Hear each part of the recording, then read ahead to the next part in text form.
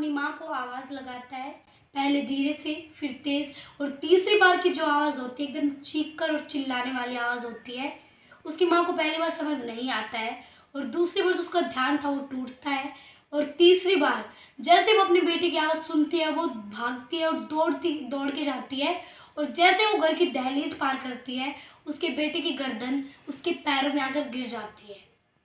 फिर क्या था, उसकी माँ चीखती है और उसकी माँ की आवाज़ सुनकर पूरे गांव वाले वहाँ पे आ जाते हैं। उसकी माँ चीखती है, बिलखती है, और वो 5 बहनों का इकलौता भाई था।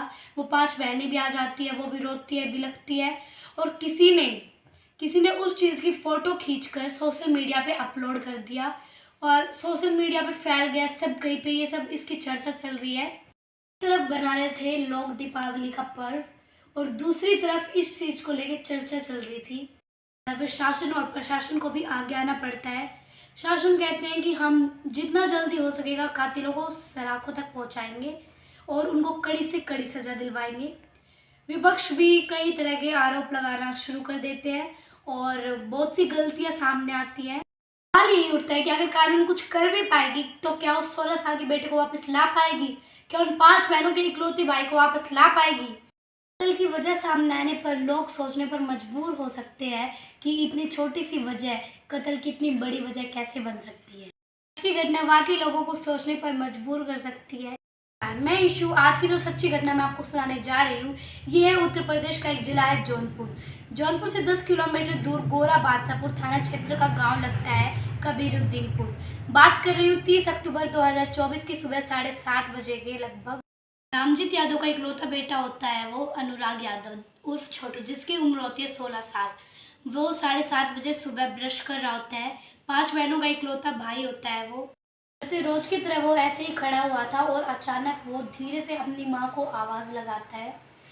फिर दूसरी बार जोर से लगाता है और तीसरी बार की जो आवाज़ इतनी चीख कर और चिल्ला के लगाता है, उसकी माँ को ही नहीं बल्कि पूरे गांव में उसकी आवाज़ सुनाई देती है।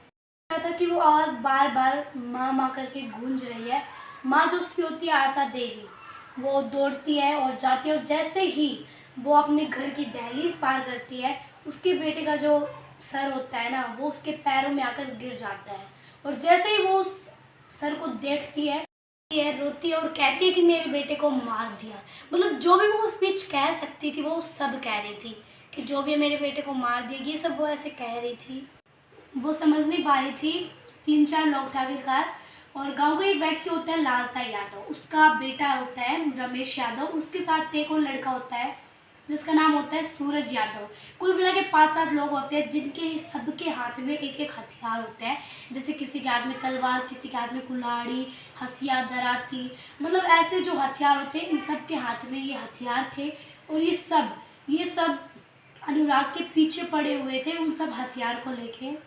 इधर से उधर भाग रहा था, दौड़ रहा था, अपनी जान बचाने की तमाम कोशिशें कर रहा था। आसपास के लोग भी जाग जाते हैं, बाहर आते हैं और देखते हैं, लेकिन कोई भी समझ नहीं पा रहा था कि वजह क्या है। इसी आवाज़ में रुकता है और वो शांत होता है। तभी पीछे से इतनी तेज से तलवार आती है, इतनी तेज से उस तलवार को मारा गया था कि उसका धड़ और सर दोनों अलग हो जाते हैं।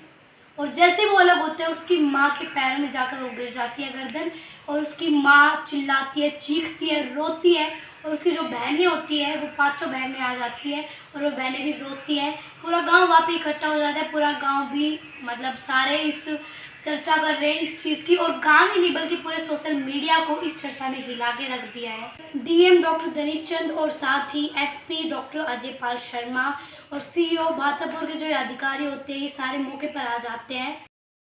थोड़ी देर बाद फिर सैकड़ों पुलिस वाले आ जाते हैं, और एक ही दिन पहले की बात है, मतलब पिछले दिन की, यानी कि 29 अक्टूबर की ये बात है। और यहाँ पे ये लड़का सफाई कर रहा होता है जिसका नाम अनुराग यादव होता है। अपने घर से थोड़ी सी दूरी पर एक ज़मीन का टुकड़ा होता है, वहाँ पे सफाई कर रहा होता है। और मतलब ये घास वगैरह जो उस पर लग जाती है ना कई बार, तो उस घास वगैरह को ऐसे साफ़ कर रहा था। तभी मतलब लोग आते हैं, मतलब कोई आदमी आते हैं 3-4, वो लोग पूछते हैं कि भाई तुम ये क्यों कर रहे हो? तो अनुराग यादव बोलते हैं इसलिए साफ़ सफाई कर रहा हूँ, वो ये सब बोलता है। और उसी बीच पड़ोसी वहाँ पे रहते हैं कि कई लोग, मतलब जो लाल था उसके परिवार वाले होते हैं, वो भी उसी मौके पर आ जाते हैं और उस लड़के को डराया धमकाया जाता है।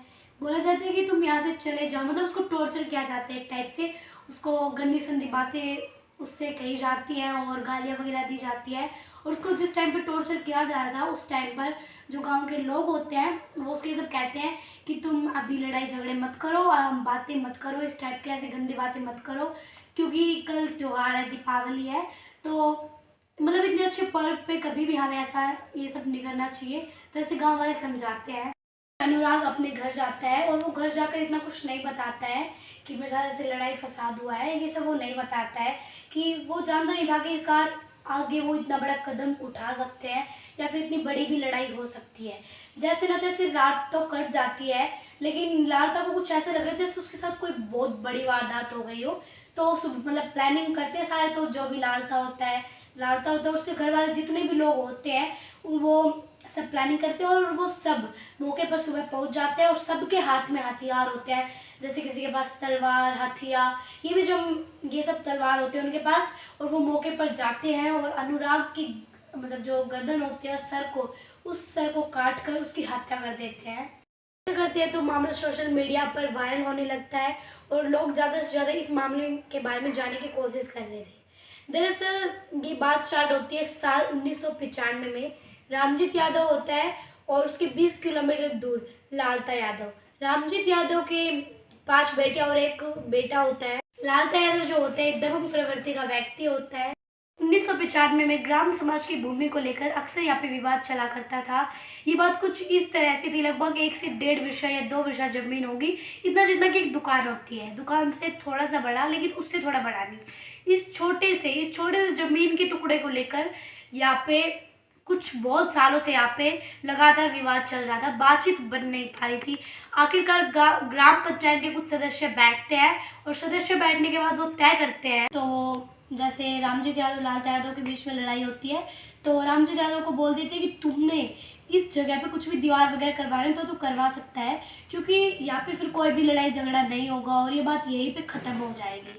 और लालता यादव को बोल दिया जाता है कि तू जितनी भी तेरे को जगह मिली है, यहाँ पे दी जा रही है, यहाँ पे तेरे को दीवार वगैरह जो भी तू कर सकता है, करवा सकता है, वो सब तो अपना करवा लेना। लेकिन लालता यादव जो दबंग प्रवृत्ति का व्यक्ति था वो बोलते हैं कि नहीं, मैं इस पूरी जगह पे जो रामजीत यादव के हिस्से में थी उस जगह पे भी, मतलब पूरी जगह पे वो यहाँ पे खुद का घर बनाएगा और किसी को भी पार्टीशन नहीं देगा। मतलब वो पूरा जो हक है वो उस पूरे ज़मीन पे, दोनों ज़मीन पे जो रामजीत की थी खुद की, दोनों की मिला के वो खुद वहाँ पे एक घर बनवाएगा। और हद तो तब हो गई जब 1 साल में 16 मुकदमे रामजीत यादव के ऊपर लग रहे थे। और इस घटना के होने से 10 दिन पहले इनके ऊपर 18वां मुकदमा लिखा गया था। मामला कोर्ट में विचाराधीन था। अब चाहे कोई कुछ भी कहे, लेकिन रामजीत के घर के ऊपर मतलब रामजीत को कोई किसी ना किसी मुकदमे में उलझा रहा था। घर गरीब होता है रामजीत यादव यानी कि अनुराग यादव का घर, और एक दबंग प्रवृत्ति के व्यक्ति होते हैं जो लालता यादव है वो लोग। और लालता यादव के घर में एक दरोगा भी बताया जाता है, जो भी वो कह रहे थे पुलिस को अपनी उंगलियों पर नचा रहे थे वो। और जो ये अनुराग यादव और ये जो इनका ये घर है, ये सोचने समझने की जो शक्ति है वो खो बैठे थे। ये कुछ सोच समझ नहीं पा रहे थे क्योंकि इनके ऊपर इतने मुकदमे चल रहे थे। और ये जो दरोगा है ये इनको मतलब जो पुलिस है इनको ऐसे कठपुतलियों की तरह उंगलियों पर नचा रहे थे। रामजीत यादव की कोई सुनवाई भी नहीं हो रही थी, इसलिए रामजीत यादव को कुछ समझ में नहीं आ रहा था। और वक्त आगे बढ़ते ही 30 तारीख जिस तरह से अनुराग यादव की गर्दन काटकर हत्या कर दी जाती है, पूरे भारतवर्ष में इस बात को लेकर बवाल मच जाता है। इसके बाद फिर मुकदमा भी दर्ज हो जाता है, दर्ज कर लिया जाता है, पुलिस भी आ जाती है और पुलिस आती है उन आरोपियों को गिरफ्तार करने के लिए तमाम निर्देश भी दे रही थी। अनुराग यादव की बहन कहती है कि कितनी बार हम थाना चौकी के चक्कर लगाते हैं, कितनी बार एप्लीकेशन दी जाती है और कितनी बार कानून, लेखपाल, इन सबको पत्र लिखा जाता है।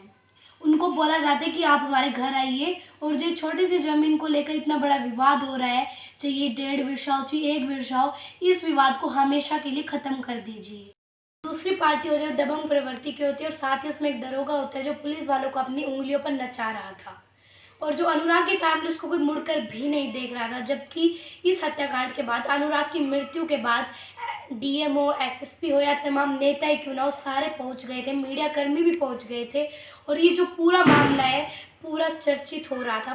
ऐसा ना हो कि उनमें से पांचों बहनों में से कोई एक बहन या फिर कोई भी एक बहन जाए फूलन देवी की तरह मैदान में उतर जाए और अपने भाई के हत्याकांड का बदला ले।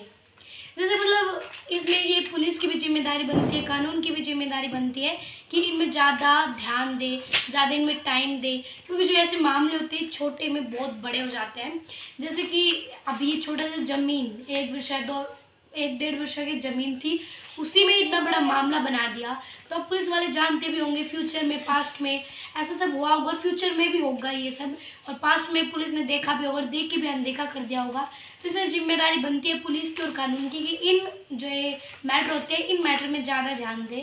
हम यहाँ नहीं आएंगे, पुलिस वाले कौन हैं उनके बारे में पता लगाना चाहिए। हालांकि डीएम कहते हैं कि इस मामले की उच्च स्तरीय जांच की जा रही है। क्या जांच में वो सब आ पाएंगे जो जो इसमें शामिल थे, उस दरोगा, सिपाही, जो भी आधार कार्य जो भी था, ये सब इसमें आ पाएंगे? लेखपाल का नाम सामने आएगा?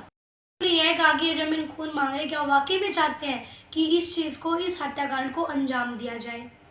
मामले में जितना दोषी वो लालता यादव और उसका परिवार है, उससे कई ज़्यादा दोषी प्रशासनिक अधिकारी, पुलिस वाला, दरोगा, इंस्पेक्टर है।